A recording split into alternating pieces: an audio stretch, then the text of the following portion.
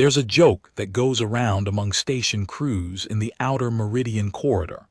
I heard it my first week posted at Cathara Vex, back when I still thought this assignment was going to be boring. The joke goes like this. Cathara Station Vex, where the universe sends things it forgot to throw away. I didn't laugh the first time I heard it.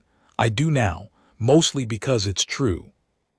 Cathara Vex is what happens when you build a way station at the intersection of 3 trade corridors, 2 restricted research lanes, and 1 ancient precursor shipping channel that nobody is completely sure the precursors actually abandoned. It's not a glamorous post. The station is old, maybe 400 years old by the galactic standard count, though some of the deeper structural sections look older than that, and the maintenance crews have long since stopped asking questions about certain sealed corridors in sublevel 9. The walls are the color of something that used to be white. The ventilation system makes a sound that the chief engineer describes as character, and that everyone else describes as horrifying. The gravity plating in Sector D tilts about 3 degrees, which means every meal you eat in the common mess feels like you're on a ship in mild turbulence. It's home to maybe 4,000 permanent residents, roughly double that in transient traffic at any given time, and an administrative staff of 212 beings from 41 species, who are mostly just trying to get through the day without any paperwork. I am one of those beings. My name is Coordinator El-Shavin. I am Marathi, which, for those unfamiliar with my species, means I am roughly humanoid in shape, about 2 meters tall, with gray-violet skin and the kind of memory architecture that makes me very good at administration and very bad at forgetting anything, ever, which is both a professional asset and a personal burden. I have served at Cathara Vex for 6 years, 4 months, and 11 days. I will remember every second of what happened on cycle 7412.88 for the rest of my life, whether I want to or not. The day began with a cargo manifest dispute. I want to establish that clearly because when you read incident reports, they always begin at the dramatic part. They skip the 3 hours of ordinary before everything went wrong. So let me give you the ordinary because the ordinary matters. It's what makes the rest of it feel so impossible. 600 hours.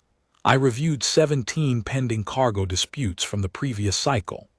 One involved a Drothi merchant who claimed his shipment of crystallized resonance ore had been contaminated by proximity to a load of fermented Gorathi root paste during transit. The smell, he noted in his formal complaint, was cosmically offensive. He was not wrong. I had been in the cargo bay when it was opened and could confirm this independently. 800 hours. I attended the weekly coordination brief with department heads. Security Chief Boren Stell, a Velathi, broad-shouldered and always looking slightly irritated, which is just how Velathi look. It doesn't mean anything, reported 3 minor incidents from the overnight rotation. 2 were bar fights in the commerce ring. 1 was a precursor relic alarm in sublevel 9 that turned out to be a false reading caused by a maintenance droid with a faulty sensor array. Nothing unusual. 9:30 hours. I returned to my office and worked through the duty roster for the following week. This is what Cathara Vex looks like at 9:30 hours. People doing their jobs. The ventilation system making its sound. The gravity slightly tilted in Sector D, 4,000 beings going about their lives in the ordinary, unremarkable way that life goes when nothing is wrong. At 10:47 hours, nothing changed yet. At 10:48 hours, the first alarm went off. I need to tell you about the research transport before I tell you about the alarm.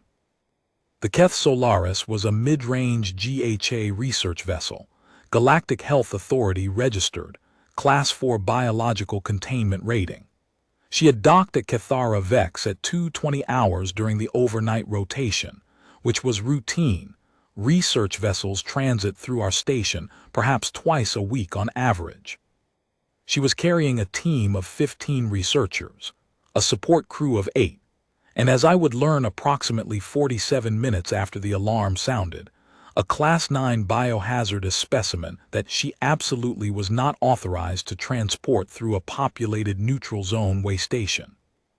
A Class 9 biohazard for those without the relevant training, and there is no particular reason you should have this training unless your job specifically requires it, is the second highest threat classification in the Galactic Health Authority's pathogen registry. Class 1 through Class 8 cover everything from mild irritants to species-specific lethal agents. Class 9 is defined as a pathogenic agent capable of cross-species transmission with confirmed or probable potential for catastrophic systemic harm at population scale, requiring Level 6 or higher containment infrastructure. Level 6 containment infrastructure means sealed vacuum rooms, dedicated atmospheric processing, redundant failsafes, biometric access controls that require 3 independent authorizations at the senior GHA level to even open the outer door. Cathara Vex does not have Level 6 containment infrastructure. We have Level 3, which is fine because nothing rated above Class 5 is supposed to come within 2 light years of us. The researchers aboard the Keth Solaris knew this. They transported the specimen anyway because they believed, and I want to be precise here because this matters for what came after, they believed the specimen was stable, contained, inert. They had run their own tests, which showed no active transmission vectors, no deterioration in the containment field, and a threat profile that they had assessed as manageable. They were highly credentialed scientists from institutions I had heard of. They had decades of experience between them. They were wrong. Security log transcript, KETHARA Station Vex, Sector B docking ring, cycle 7412.88, 1048.22. Alarm type, biohazard containment failure, automated detection, level Delta. Location, DOCKING Bay 7, vessel KTHSOLARIS, cargo hold B. Atmospheric breach detected, yes. Estimated contamination radius, expanding, initial 4.2 meters, current 8.7 meters. Station lockdown protocol, initiating. I heard the alarm from my office. The sound a level Delta biohazard alarm makes on Cathara Vex is not a sound I can adequately describe to you. It's not a beep. It's not a siren. It is a tone, low and resonating, that seems to come from the walls themselves, from the bones of the station, and it goes on and on without stopping, and it does something to your body when you hear it that no amount of training can fully prepare you for. Your heart rate spikes. Your hands go cold. Some old part of your brain that predates every civilization in the galaxy wakes up and begins screaming. I was out of my chair before I was fully conscious of having stood up. In the corridor outside my office, the overhead lighting had already shifted from standard white to amber, the universal visual indicator for biohazard protocols. Other station personnel were in the corridor too, and the thing about a level Delta alarm on a station like ours is that everyone knows it's real. You don't get false level Delta alerts. The sensors that trigger level Delta are calibrated with a precision margin that makes false positives essentially impossible. If the alarm says containment failure, something has failed. I pulled up my station comm. Security Chief Stell, location. Docking Bay 7. His voice was controlled, but I know Boren Stell. I know what his voice sounds like when he is frightened. He was frightened. We have a breach in cargo on the Keth Solaris. The vessel crew is reporting a containment field collapse in cargo hold B coordinator Veen. Whatever they were carrying, it's out. Species and class of the pathogen. There was a pause. A pause from Boren Stell lasts approximately 1 second. It lasted 3. They're saying Class 9. I did not say anything for a moment. Coordinator. I heard you, I said. Get every person out of the docking ring. Full atmospheric seal on Bay 7. I want blast doors down between Bay 7 and the main corridor in. Already done. Who else is in there? Another pause. The research team, 11 of them. They were in the cargo hold doing final checks before requesting clearance to continue transit. The breach happened while they were. He stopped. Stell. They're locked in with it, he said. The automated protocol sealed them inside when the alarm triggered. Standard procedure, containment before evacuation. But the seal went active faster than anyone. The team is inside, coordinator. All 11 researchers and the specimen. And there's one more. One more what? One of our medics. She was doing a boarding check on the vessel when the alarm. She was in cargo hold B when the doors sealed. I stopped walking. Which medic? I didn't need to ask. I already had a feeling I knew. I need to tell you about Dr. Mara Voss before I tell you what she did. I need to tell you about her because when people talk about this, and people have been talking about it, across the station and across the comm networks, and I suspect now across considerably more of the galaxy than Cathara Vex, they talk about the moment. The specific thing she said, the specific thing she did, the headline version of events that gets transmitted from relay to relay until it becomes something almost mythological. And I don't want you to hear the mythological version. I want you to hear the version where you understand who she is, because it makes the rest of it make sense in a way the headline doesn't. Mara Voss is human. I want to dwell on that for a moment, because it matters here, and because in my experience, people who have not spent time around humans tend to have a very particular picture of them in their minds. A picture assembled from reports and data files, and the occasional encounter that doesn't go long enough to reveal anything real. The picture is usually something like aggressive, unpredictable, short-lived, dangerously adaptable, prone to strong emotional responses, physically robust by biological standards but nothing exceptional by interstellar ones. All of that is technically accurate and also fundamentally misses the point. Mara Voss is 34 years old by Earth's calendar, which puts her somewhere in the middle of a human lifespan, though she would be the first to tell you she plans to make it to 90 at minimum and will be extremely annoyed if that doesn't work out. She's not particularly large for a human, medium height, medium build, the kind of unremarkable physical profile that makes people underestimate her constantly, which she is aware of and uses deliberately. She has dark skin, close-cut hair, and eyes that are so dark they look black in low light. Her hands are a medic's hands, steady, always steady.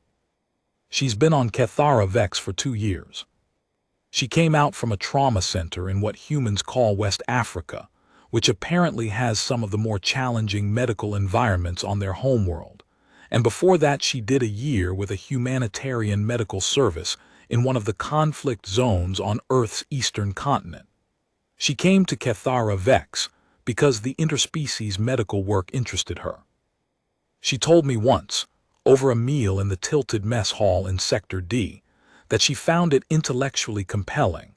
The problem of treating beings whose biology is radically different from your own, finding the principles that translate across species lines, understanding what the body is trying to do even when the body looks nothing like any body you've trained on.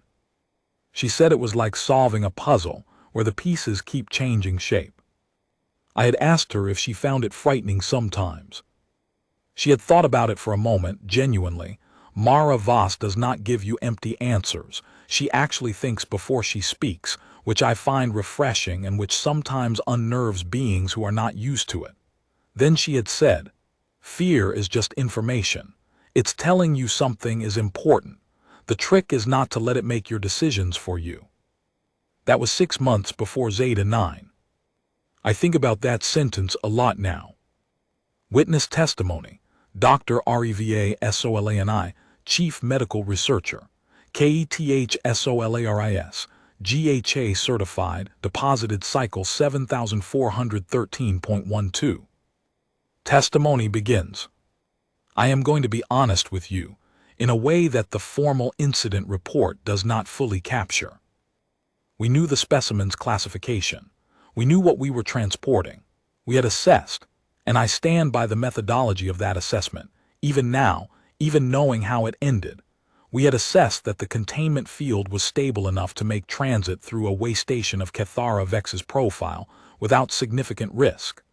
Our calculations showed a 0.003% probability of field degradation under standard transit conditions. What our calculations did not account for was that the Keth Solaris had picked up a micro-vibration anomaly from the precursor shipping channel during the final approach to the station. We didn't detect it until the post-breach analysis. It was tiny, well within safety margins for everything on our ship except, as it turns out, the specific resonance frequency of our containment field generator. The field collapsed in approximately 0.4 seconds. There was no warning. The alarm triggered automatically. The blast doors sealed also automatically within 2 seconds of breach detection. This is correct protocol. This is what is supposed to happen. But it meant that 11 of my team and 1 station medic were sealed inside cargo hold B with a live Class 9 specimen before anyone could do anything. I was outside. I had stepped out to use the terminal in the corridor to file our transit request. I was 15 feet away when the doors sealed. I want you to understand what that means. I want you to sit with it for a moment. 15 feet. If I had walked back into that hold 30 seconds earlier, I would have been with my team. I have been sitting with that fact since the event concluded. What happened inside that hold in the first 2 minutes, I know only from the internal recording system and from what Dr. Voss told me afterward. The specimen, which is a colonial pathogen, by the way, it is a living thing in the loosest biological sense. It does not have awareness or intention. It simply responds to available host biochemistry. The specimen released its spore matrix when the containment field dropped. It was not an aggressive response. It was an automatic one. Like breathing, it simply did what its biology told it to do. The 11 researchers began responding within approximately 40 seconds. The spore matrix interacts first with Velathi and Marathi biology. It evolved in environments where those physiological types predominated, and so the initial responses were worst among the 4 Velathi and 2 Marathi researchers in my team. The others showed responses staggered by species profile. I cannot describe from outside those blast doors what it was like to watch this on the security feed. I am a scientist. I have spent 30 years studying pathogens. I have read about Class 9 events in historical records. Reading about them and watching them on a screen 12 feet from where they are happening are not the same thing. Dr. Voss had been in the far section of the hold, reviewing our cargo manifest on her station tablet when the alarm triggered. The doors sealed before she reached them. She tried the panel, of course she did, and then she stood still for a moment, and I am telling you this from the security recording. I watched it back 17 times. She stood still for exactly 4 seconds. 4 seconds of complete stillness. And then she turned around and went back into the hold. Testimony continues. Internal security recording transcript, KETHARA VEX, cargo hold B, vessel KETH-SOLARIS, cycle 7412.88, 1048. 55 to 1051, 17. Note, audio reconstruction from station ambient sensor network. Visual from onboard cargo cameras, resolution standard. Transcript prepared by GHA Records Division. 1048, 55 door seal confirms. Atmospheric isolation active. VOSS, MARA station medic. Visible in far section, cargo bay door panel, attempting manual override. 1049-01 override fails. Standard result, level delta seal requires external clearance. VOSS turns from panel. 1049-03 VOSS stands still. 1049-07 VOSS moves back toward cargo bay interior. 1049-09. Researcher KOTHA VELATHI. Visible near specimen container, beginning to show physical distress response. Collapses against cargo rack. 1049-11. Researcher SORINDLATH MIRATHI. Secondary distress response visible. 1049-15. VOSS reaches VELM. Kneels. Begins rapid assessment, visual confirmation of pulse check, respiratory observation, skin membrane response check. What Mara told me later, not the clinical version, the real version, the one she gave me while we were sitting in the medical bay 3 days after the event, and she was still not entirely sure she believed what had happened, was that the first thing she felt when the doors sealed was not fear. It was focus. "It's strange," she said. "I know that sounds wrong, but when the doors went, when I understood the situation, it was like everything went quiet. The alarm was still going. People were starting to respond to the spores, but inside my head it just went clear." She said she did a fast calculation. 11 researchers, unknown quantity of spore matrix in the air, unknown timeline before critical deterioration in the most affected species profiles, 1 medic, limited supplies, her field kit, whatever was in the ship's emergency medical locker, which she could see on the opposite wall, and whatever she could improvise from the environment. "I know what Class 9 means in the textbook," she told me. "I've read the classification. But I also know that I was in that room, and my colleagues were in that room, and the information that they were dying was more real to me than any classification number." She said she went to the first researcher down, the Velathi, Katha Velm, and did her assessment. The spore matrix was attacking the neural respiratory interface, which is the common pathway for Velathi biology under this particular pathogen's profile. She had never treated a Velathi for spore exposure before. She had, however, studied Velathi anatomy during her first 6 months at Cathara Vex, because that is who Mara Voss is. She studies the anatomy of every species she might be asked to treat, not because it's required, but because she is constitutionally unable to be in a situation where she might need to help someone and not have prepared. She did what she could for Velm, then she moved to the next researcher. While she worked, she did something else. She talked to me through the comm. I was at the blast door by then. Security Chief Stell was beside me. Station Director Orvin Koth, a Telathi, who runs Cathara Vex with the kind of weary competence you acquire after 30 years managing a way station that the universe keeps testing, was there too. And Dr. Solani, the chief researcher, was pressed against the wall beside the door panel looking like someone had reached inside her chest and taken something important. The comm crackled, Mara's voice. "Coordinator Veen, you there?" "I'm here. I had to concentrate to keep my voice even. What's your status?" "Breathing fine." Spores seem to be a pause. Sounds in the background, movement, something being unlatched. "Not affecting me yet. I don't know if that's species profile or dose exposure or just luck, but I'm currently unaffected. 11 researchers. I've got 3 down, serious Velathi and Marathi presentations, respiratory and neural. Others are symptomatic but mobile. I need the ship's emergency code for the medical locker. It's a ship locker. My station override doesn't work." Director Koth was already on a secondary comm to the Keth Solaris crew. He had the code in 14 seconds. "Read it to me." I relayed it to Mara. "Got it," she said, sound of the locker opening. "Okay, there's okay.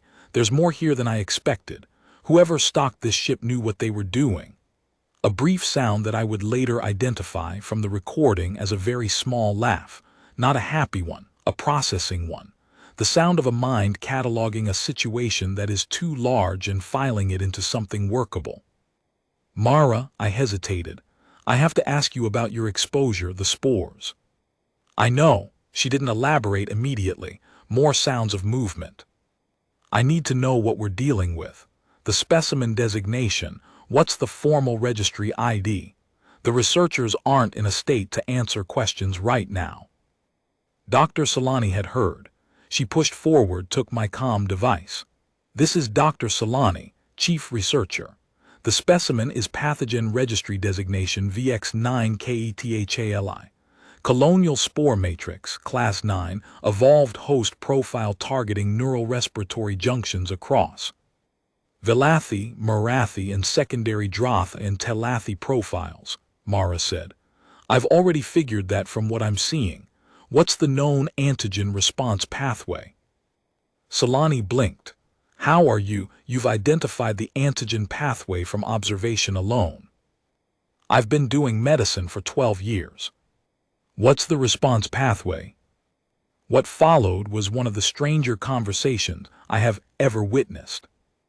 Dr. Ravasalani, Chief GHA Researcher, specialist in cross-species pathology with 3 advanced certifications in her field, standing outside a blast door at a way station that was never supposed to matter, relaying technical data about a Class 9 pathogen to a station medic who was inside a contaminated cargo hold actively treating 11 people while simultaneously asking precise, intelligent, rapidly sequenced questions that told Solani, and she told me this later, in her deposition, that the person on the other end of that comm was not guessing, was not panicking, was building a framework, was thinking.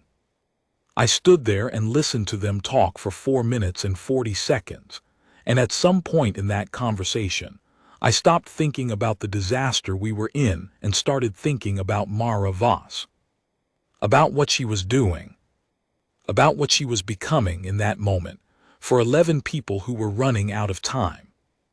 Witness testimony, KOTHAVELM, researcher, KETHSOLARIS, VELATHI species, deposited cycle 7413.44.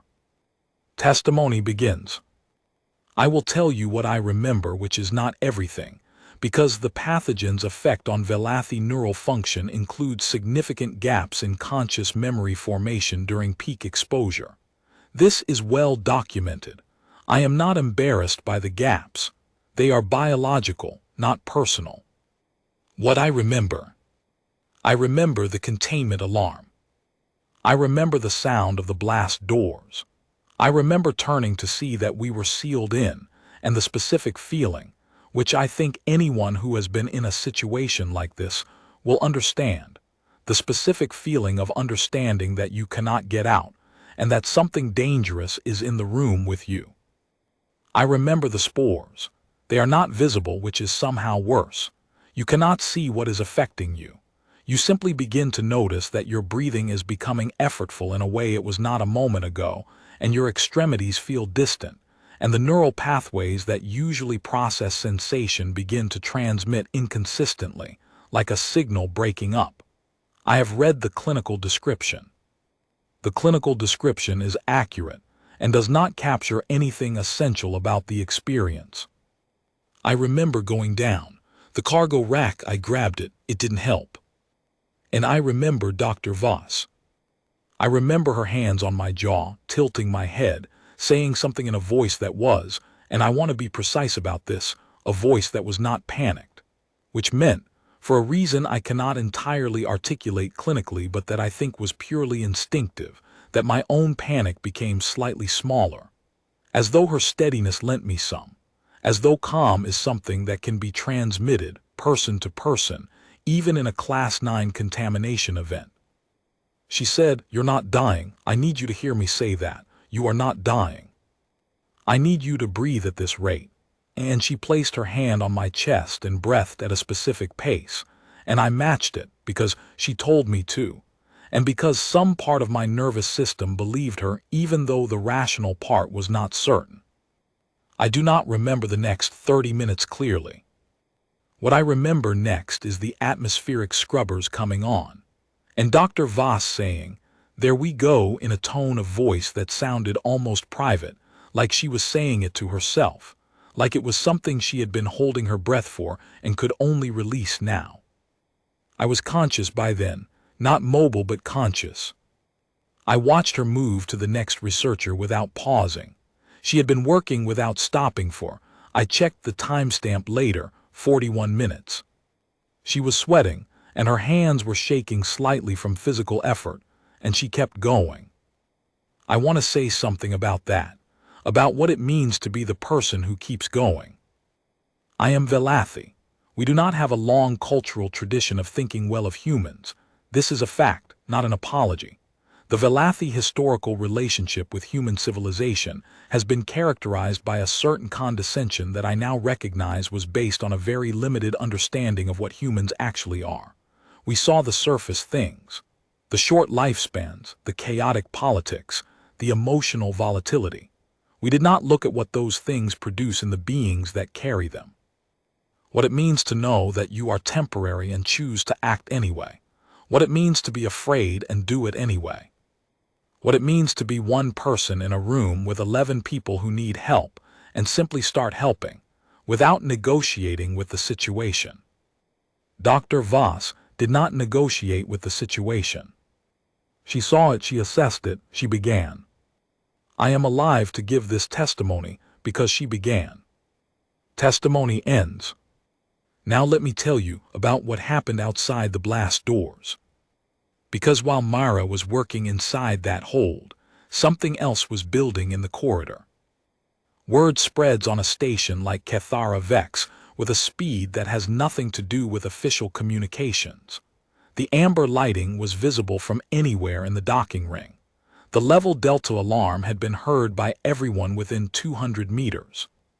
People knew something was wrong before the formal notifications went out, and they were gravitating toward docking bay 7 in the way that people do when they sense something important is happening, even when they are supposed to be somewhere else. By 11:15 hours, the corridor outside bay 7 had approximately 60 beings in it, which Security Chief Stell was managing with limited success. The blast doors were sealed. The amber lights pulsed. The alarm had shifted to a lower frequency tone that indicated active monitoring rather than immediate response.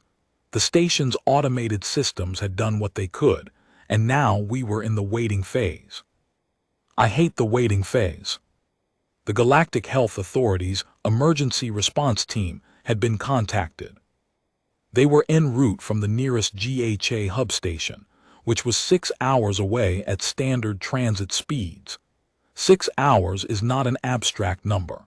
6 hours inside a contaminated environment with a Class 9 pathogen is a clinical and practical description of a catastrophe.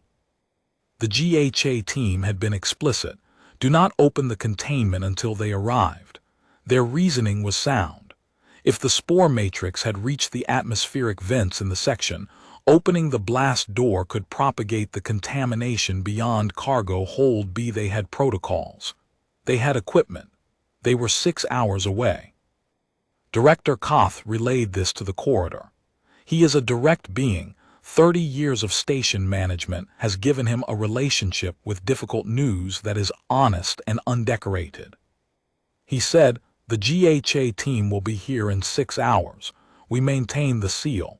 The medic inside has made contact and is treating the research team. That is the current situation. Nobody left. They just stood there in the amber-lit corridor listening to the tone. I was on the comm with Mara every 10 minutes. She had established a rhythm treatment, assessment, repeat. She had the 11 researchers distributed across the hold based on severity.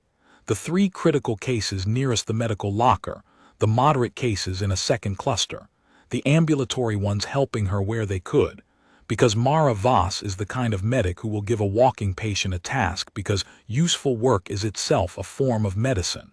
It distracts from the fear. It gives the body something to do besides panic. At 11:32 hours, she called me on the comm. Veen, I'm here. I need to tell you something, and I need you to stay calm when I tell you. I did not stay calm, but I kept my voice steady, which is the next best thing. Tell me. I've been tracking my own exposure, she said. Baseline vitals. My response profile is different from what I expected. I'm not presenting the way the other non-Velathi species are presenting. She paused for a moment. I need you to get Dr. Solani back on the comm. Witness testimony. Dr. Reva Solani, Chief Medical Researcher, KETH SOLARIS, continued. Testimony continues. Dr. Voss contacted me directly at approximately 11:33 hours. She described her symptom profile in terms that were, and I mean this as the most serious compliment I have extended in my professional career, more clinically precise than I would expect from a medic outside a specialist research background. She was experiencing elevated cardiovascular response, elevated, not distressed. Respiratory function was actually improved relative to baseline rather than compromised. Her neural processing, which she was testing by running through specific diagnostic protocols from memory, appeared unaffected. And she was noting, she said, something in the warmth, a sensation she described as diffuse heat across her extremities that wasn't consistent with any toxic response profile she knew.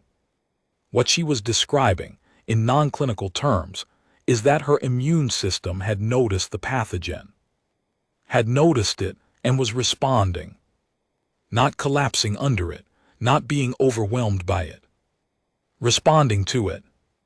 I need to give you the relevant context here, because I do not want the significance of this to be lost. The VX9-KETHALI pathogen, the Class 9 specimen, was sequenced in GHA labs approximately 90 years ago. Its host profile was established at that time. The host profile listed 7 species as primary targets, with confirmed lethality rates ranging from 60 to 94% in unvaccinated individuals under sustained exposure. The host profile listed 4 additional species as secondary targets, non-lethal but severely debilitating. Humans were not on either list. Not because they had been tested and found to be unaffected, not because there was research data establishing their profile, simply because, 90 years ago, when the host profile was originally established, humans were not yet a recognized member of the galactic community. They were not included in the research cohort. They were not considered a relevant population. So there was simply a blank space, an absence of data. And what Dr. Voss was describing to me, as she monitored her own response in real time while continuing to treat 11 patients around her, was that the absence of data was about to become data. Her immune system, which evolved on a planet with a biological diversity that I can only describe as excessive, a planet that threw every possible pathogenic challenge at its dominant species across millions of years, and the dominant species responded by developing immune architectures of remarkable and frankly somewhat alarming sophistication. Her immune system had encountered something it had never seen before. And it was doing what human immune systems apparently do. It was learning. Testimony continues below. Mara told me later what it felt like. Like a fever you could almost think through, she said. That warmth I described, I've had fevers before, bad ones a couple times. There's that point where the fever is doing its job, really working, where you feel it almost like a physical pressure, like your body is burning something off. It felt like that, but I could still think. I could still work. Whatever my system was doing, it wasn't compromising me. She kept working. 41 minutes had become 60, became 90. The critical cases had stabilized, not recovered, stabilized. The Velathi and Marathi researchers were past the worst of the immediate neurological cascade and into the secondary phase, which is painful and debilitating but survivable given supportive care. The secondary exposure cases were deteriorating more slowly, which gave Mara time to rotate. She had been in that hold for an hour and 40 minutes when she called me again. Veen. I'm here. I've been thinking, she said, which was, I would later reflect, possibly the most understated beginning to a sentence in the history of Cathara Vex. Tell me. Dr. Solani and I have been talking about the antigen response pathway, the VX9-KETHALI, specifically the neutralization pathway, what it would take to interrupt the colonial spore matrix at the cellular junction level. She paused. She said the GHA team is bringing a prototype broad-spectrum neutralizing agent. She said it's not approved yet. It's been through phase 2 trials. They've held it back because of metabolic complications in the test group. Right, I said. I had been briefed on this. The GHA team is bringing it as an emergency measure, with waiver authorization. The metabolic complication, Mara said. I looked it up in the ship's medical database. The complication is a specific receptor interaction. It's a Drothi-specific thing. It's not a human profile issue. Different receptor architecture entirely. Mara, my voice did something. I don't know exactly what. What are you telling me? A pause. And then she said something that I want to record accurately, because the way it gets retold is always slightly different from how it actually was, and the real version is better. She said, I'm telling you that the antigen pathway analysis Dr. Solani walked me through matches something in my own current immune response. My system is already doing part of this. The thing the GHA's prototype does artificially. My body started doing approximately 40 minutes ago. She paused again. I think I might be making an antibody. Witness testimony. Dr. Reva Solani, Chief Medical Researcher, KETHSOLARIS, continued. Testimony continues. This is the moment I want to describe with precision, because I think it will be referenced in the literature for some time, and I want the record to be accurate. When Dr. Voss described her current immune response and drew the parallel to the VX9-KETHALI neutralization pathway, I did not dismiss it. I want to be clear about that. I did not dismiss it, but I also did not immediately agree, because what she was describing is, on its face, a remarkable claim. Human immune systems are sophisticated. We know this, but spontaneous antigen generation against a novel Class 9 pathogen in the field, under active exposure, without any prior preparation or vaccination regime, this is not something in any documented protocol. This is not something in the literature. I said this to her. She was quiet for a moment, and then she said, very evenly, I know it's not in the literature, but I'm not asking you to validate it from the literature. I'm describing what my body is currently doing. I need you to tell me if the pathway analysis supports the possibility. So I thought about it. She waited. There were sounds in the background, one of the secondary researchers having a respiratory episode, Mara talking to them briefly in a different tone, managing it, returning to the calm. And I thought about the antigen response pathway for VX9-KETHALI. I thought about the specific receptor architecture that makes the GHA's prototype effective. I thought about what she had described, the heat response, the cardiovascular elevation, the unimpaired neural function, and I thought about what those symptoms would map to in the standard immunological framework. And I said, the pathway is theoretically consistent. Another pause. She said, I need a sample kit. There's no. The ship's medical locker. It's a research vessel. Tell me there's a sample collection kit. I relayed the locker inventory number to a crew member who was standing next to me. He searched the manifest. There was a standard research sample collection kit, syringes, vials, centrifuge cartridge, basic spectroscopy reader. Research grade, not lab grade, but functional. There's a kit, I told her. Code. I gave her the secondary locker code. She found it in 40 seconds. Okay, she said. And then, in a tone that I can only describe as the tone of someone who has made a decision and closed the door on the deliberation. I'm going to draw a sample. I'm going to run the spectroscopy read against the antigen pathway you're going to describe for me. And if what I think is in here is actually in here. She didn't finish the sentence immediately. Then we're not waiting 6 hours. Testimony continues below. This is where I have to talk about the moment. The actual moment that has traveled further than anything else from this event. The moment that, if you've heard anything about containment event Zeta 9, you've probably heard in some version. But first let me tell you what the spectroscopy reader showed. Because the moment means nothing without the data. Mara drew the sample with a steadiness that the cargo hold camera recorded clearly. I watched the footage 12 times, and her hands did not shake once. She ran the centrifuge cartridge for the minimum effective spin cycle, which is 4 minutes, during which she did not stop working on the patients around her, just set the cartridge running and kept moving. Then she loaded the sample into the spectroscopy reader. The reader is not a sophisticated instrument.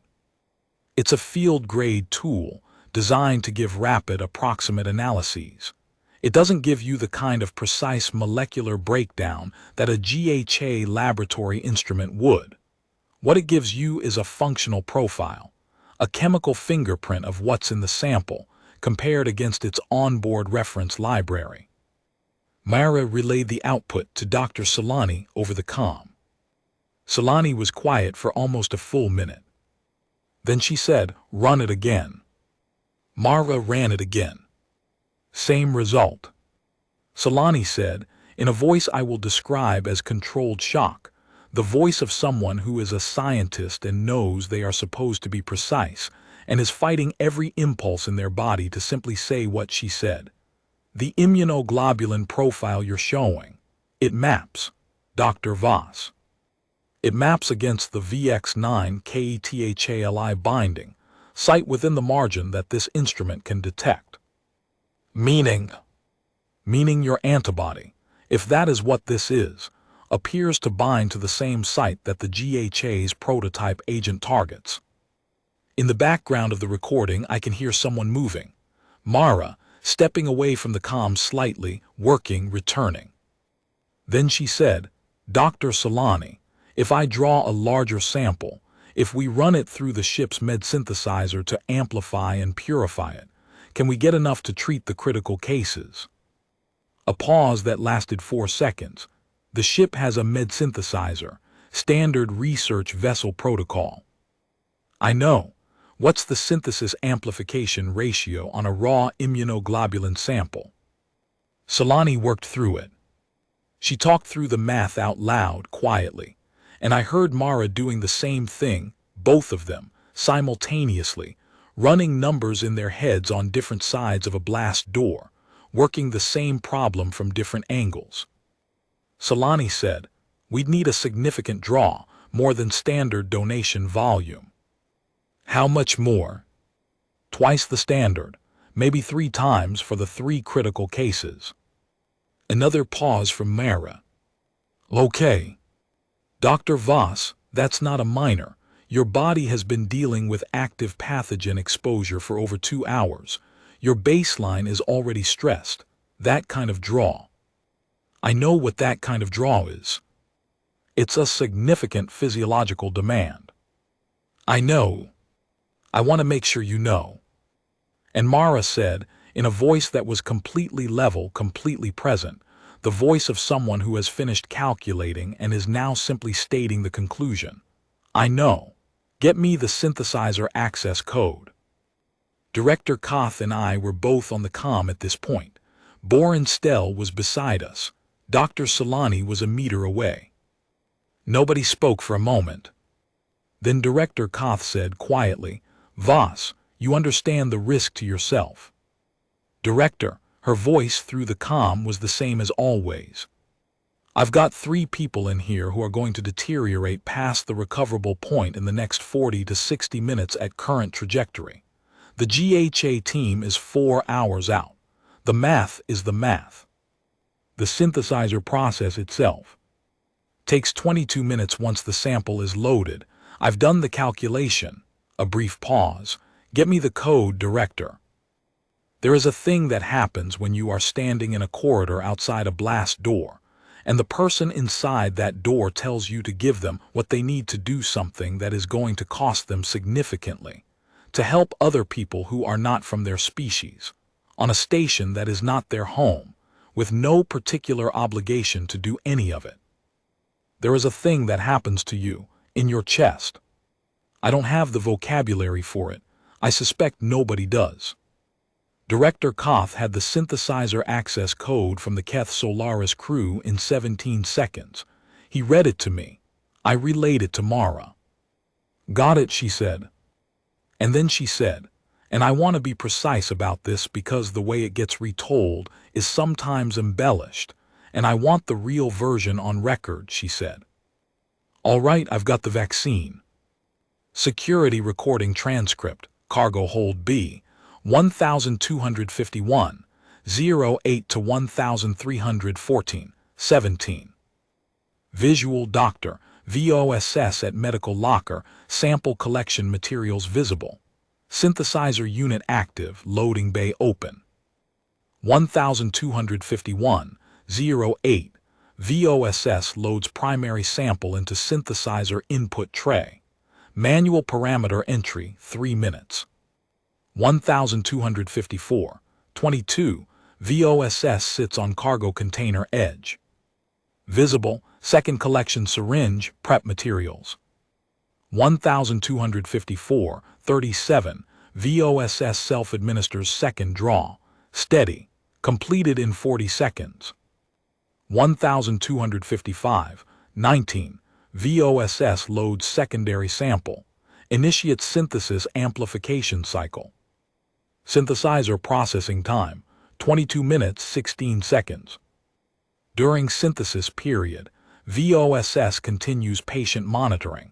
Movement is slower than prior footage, physiological depletion visible. Does not stop. 1317, 35 synthesizer cycle complete. Output volume, sufficient for 3 primary treatment doses, 1 secondary. VOS takes output tray. 1317, 44, VOSS goes to VELM, KOTHA VLATHI critical. Administers dose. 1319, 02, VOSS goes to researcher SORINDLATH, MIRATHI critical. Administers dose. 1320, 31, VOSS goes to third critical case. Administers dose. 1321, 17, VOSS stands, pauses, second pause longer than previous pauses, sits down. Note, at this point, VOSS's biometric readings, accessible through station emergency medical sensor network, show heart rate elevated, blood pressure at lower edge of normal range. The physiological depletion signature consistent with significant blood draw under stress conditions. She is not in crisis. She is depleted. 1321, 44, COM open, VOSS to external. VOSS, Veen. Veen, I'm here. VOSS, doses are administered, all 3 critical. I'm going to need about 10 minutes. Veen, take whatever you need. VOSS, brief sound, not quite a laugh, but in that family, tell the GHA team I figured out their timeline problem. Veen, pause, I'll tell them. VOSS, quieter, how long until the scrubbers cycle out the spore matrix? Veen, the automated system projects another 90 minutes at current levels. VOSS, okay. Pause, the synthesizer output I drew more than I used for the doses. There's residual in the tray. It should be preserved at the collection temperature until the GHA team arrives. Tell Dr. Solani. Veen, I'll tell her. VOSS, they're going to want samples of everything. The response data, the immunoglobulin profile, the synthesis output, the whole chain. Veen, I imagine they will. VOSS, long pause, tell them I'm happy to help with that, after I sleep for approximately 1,000 years. COM closes. The GHA emergency response team arrived at 1743 hours. Their team lead, a senior pathologist named Dr. Orvith Kaz, Telathi, silver-haired, the kind of face that has seen enough to never be surprised by anything, walked into Bay 7 after the atmospheric scrubbers had cleared, and the blast doors were unsealed, and stopped 3 steps inside, and looked at 11 researchers who should not have been alive, looked at the synthesizer unit and the empty sample trays, looked at the biometric records that his team had pulled on the transit in, and then looked at Mara Voss. Mara was sitting on a cargo container. She had a blanket around her shoulders. One of the researchers had found it in a supply locker, and she was drinking something hot from a station-issue thermal cup that I had managed to get to her in the first 10 minutes after the doors opened. She looked exhausted. She looked honestly like she had been through something significant, and her body was currently filing a formal complaint about it. But she was upright, and when Dr. Kaz looked at her, she looked back without flinching. He said, "Dr. Voss." "Dr. Kaz," she said. She had read his name on the incoming transit manifest. Of course she had. "I've reviewed the biometric data on transit," he said, "and the recording, and Dr. Solani's account." He paused. "You ran a field synthesis on a self-generated immunoglobulin sample against a Class 9 pathogen." "Yes. Using a research vessel med synthesizer. It was the equipment available. You administered it to 3 critical cases. They would have been past recovery by the time your team arrived." Another pause. Dr. Kaz, I was told by those who were in the room, has a way of looking at something that gives the impression of weighing it, not judging, weighing, taking its actual measure. He said, "Your antibody profile is going to need to be studied extensively if what we're seeing in the preliminary data holds." "It'll hold," she said. "That kind of certainty is based on the fact that the 3 people I treated with it are currently sitting upright and answering questions," she said. "I'm certain because I can see them." Dr. Kaz was quiet for a moment. Then he said, "The GHA has a formal process for recognizing significant medical discoveries made outside laboratory conditions. I know the process. The attribution would go to the humans who spent about 400 years surviving every pathogen their planet threw at them," she said. "I just happened to be in the room when it became relevant." Witness testimony: Security Chief Boren STEL, VLATHI, KETHARA Station VEX, deposited cycle 7413.06. Testimony begins. "I have been Security Chief of Cathara VEX for 9 years. I have seen incidents. I have filed the reports for those incidents, and the reports use the language of incidents, clinical, precise, stripped of the texture of what actually happened. That is what reports are for. They are not for the texture. But this deposition is asking for the texture, so I will give you some. When the blast doors reopened, I was the first person through them after the environmental clearance. Protocol security lead enters first for assessment. My team was behind me. The hold was, I don't know how to say this in a way that doesn't sound like I'm writing a narrative. The hold was not what I expected a Class 9 contamination event to look like. I've read about those events. I've studied the response protocols. I expected something that looked like a disaster zone. What I found was 11 people alive and organized, sorted by severity, as I later learned, into the 3 clusters Dr. Voss had established early in the event. The critical cases were still weak but conscious and responding. The moderate cases were ambulatory. The ambulatory cases had been helping. You could see it in the details.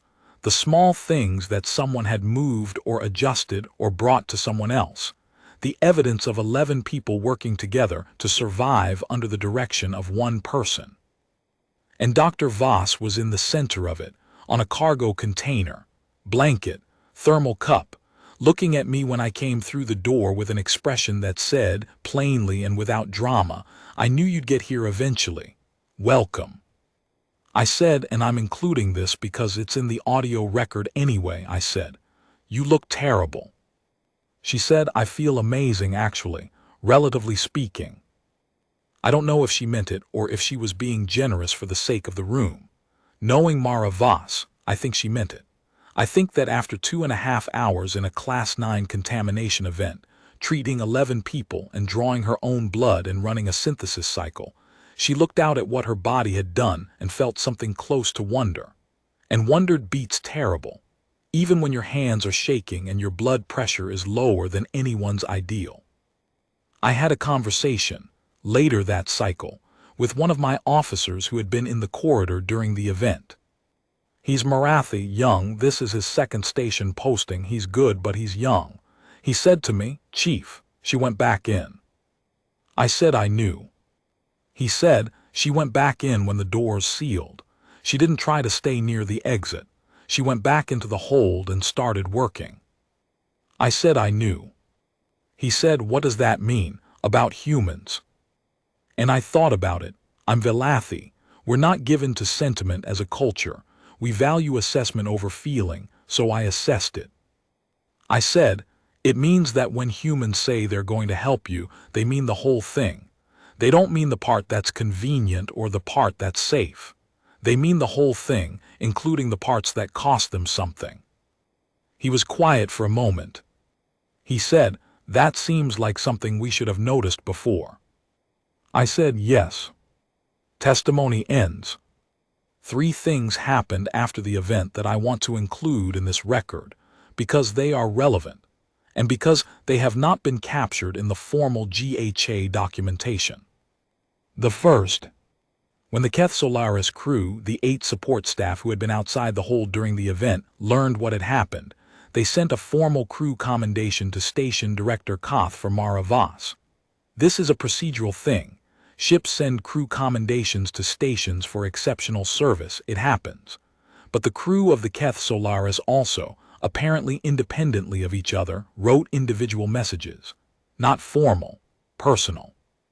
I know this because Mara mentioned it to me, not to show me, but because it surprised her, and Mara Voss is not easily surprised. She said 8 separate messages. I've never had that happen. I said, "You saved 11 people." She said, "I've helped people before." "Not like this," I said. She thought about it for a moment.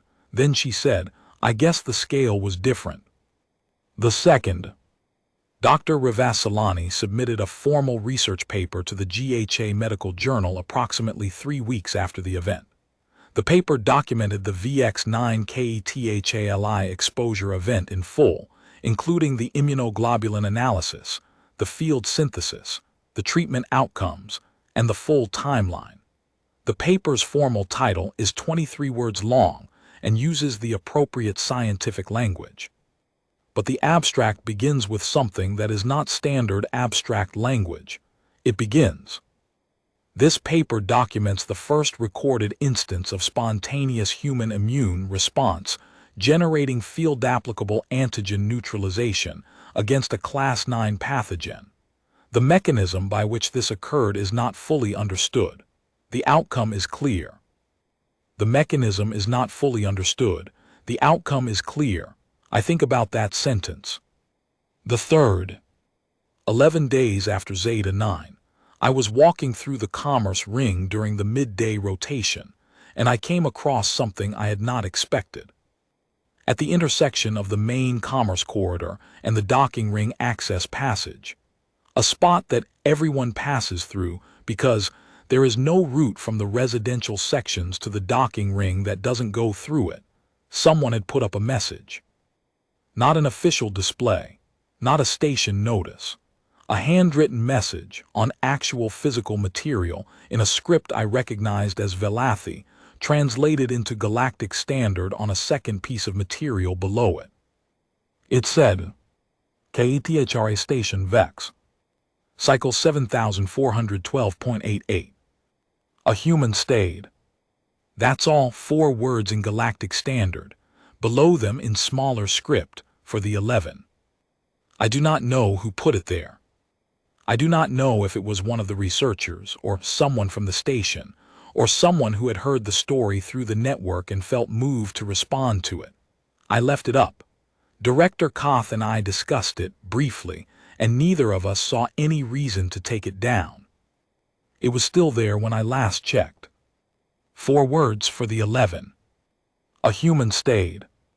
Final deposition. Coordinator ELSHA Veen, KETHARA Station Vex, Cycle 7414.01. Submitted as closing summary to Containment Event, Zeta 9 Incident Record. I have been coordinator at KETHARA Vex for 6 years, 4 months, and 11 days as of the date of this deposition. In that time, I have written dozens of incident summaries. I know how they are supposed to read: precise, clinical, structured around facts and outcomes. The feelings belong in the debriefs and the private conversations, and the long nights when you sit with what you witnessed and try to make it into something you can carry. I have followed that format for this record. The facts are here, the timeline is here, the testimony is here. But I am the coordinator of record for this event, and I am going to use the small authority that gives me to add something that is not in the format, because I think this record should contain it, and because I believe that if you are reading this in whatever future moment this document reaches, you will want to know it. What I want to say is this. I have worked with Mara Voss for 2 years. I have eaten terrible food in a tilted mess hall with her. I have sat in boring coordination briefs with her. I have heard her complain about the ventilation system. I have watched her be patient with difficult patients and sharp with bureaucratic obstruction and precise in situations that would make other people approximate. I knew she was good. I knew she was steady. I did not know what I know now, which is that she is the kind of person who, when the doors seal and the alarm is going and there is no good option, turns around and goes back into the room. Not because she calculated that she would survive it. Not because she had a guaranteed solution. Because there were people who needed help, and she was the person in the room. I have thought about what to call that. I have run through the vocabulary. Courage is the obvious word. But courage implies a choice made against fear, and Mara Voss told me that in those first 4 seconds when she stood still, she was not primarily afraid. She was calculating. She was assessing. She was thinking about what was needed. And then she went and did what was needed. Maybe that's the same thing. Maybe courage isn't the absence of fear. Maybe it's the thing that picks up when the fear runs out of information to give you. Maybe after 4 seconds of calculation, when you know the room and you know the people and you know your own hands, there isn't a moment of bravery. There's just the next thing to do. Mara would probably say something like that. She'd say it simply, the way she says most things. I have worked with humans before. I have worked alongside them in professional contexts and interacted with them in social ones and read the reports and data and historical files. I thought I had a reasonably complete picture. I was doing the thing that we all do, assembling a portrait from surfaces, from averages, from the summary version of a species. Zeta 9 gave me something else.